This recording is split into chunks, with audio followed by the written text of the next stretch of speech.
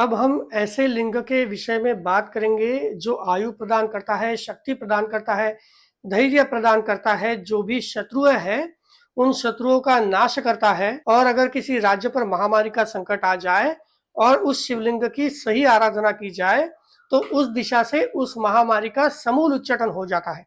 तो आइए उस शिवलिंग के बारे में जानते हैं। अब उस शिवलिंग का निर्माण कैसे किया जाता है। देखिए, कोई भी शिवलिंग उसके अगर 9 भाग किए जाए, 1 2 3 4 5 6 7 8 9, समान अगर 9 भाग किए जाए तो नीचे के जो 5 भाग है, 1 2 3 4 5, ये हो गया ब्रह्म भाग।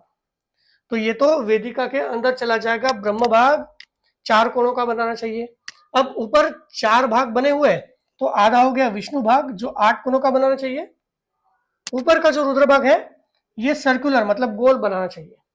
अब ये जो ऊपर का रुद्र भाग है इसमें एक विशेषता है कि जब गोल बनाया जाता है तो देखिए ये पूर्व दिशा है और ये पश्चिम दिशा है। तो आग्नेय दिशा जो होती है मतलब ये हो गई दक्षिण दिशा और ये हो गई उत्तर दिशा। तो ये जो पार्ट है, ये आग्नेय दिशा का जो पार्ट है जिसे कहते हैं पूर्व और दक्षिण के बीच का भाग, तो यहां पर एक कोण बनाया जाता है और बाकी जो सारी दिशा है वैसी ही रखी जाती है। मतलब यहां पर एक केवल वर्टिकल स्ट्रिप दिखाई देगी आग्नेय दिशा में और बाकी जो भी रुद्रभाग है, बाकी रुद्रभाग पूरी तरह से गोल दिखाई देगा। अब इस शिवलिंग के ऊपर वाले भाग में अगर गुरुदंड बनाया जाए और वही गुरुदंड सामने वाले भाग में भी अगर बनाया जाए, अगर इस शिवलिंग को आग्नेय दिशा में, मतलब जो भी आग्नेय दिशा होगी आपके और आग्नेय दिशा के बीच में इस शिवलिंग को अगर रखा जाए, विधिवत स्थापना की जाए और सही तरीके से अगर पूजा अर्चना की जाए तो जो भी व्यक्ति, जो भी राजा ऐसे शिवलिंग को बनाता है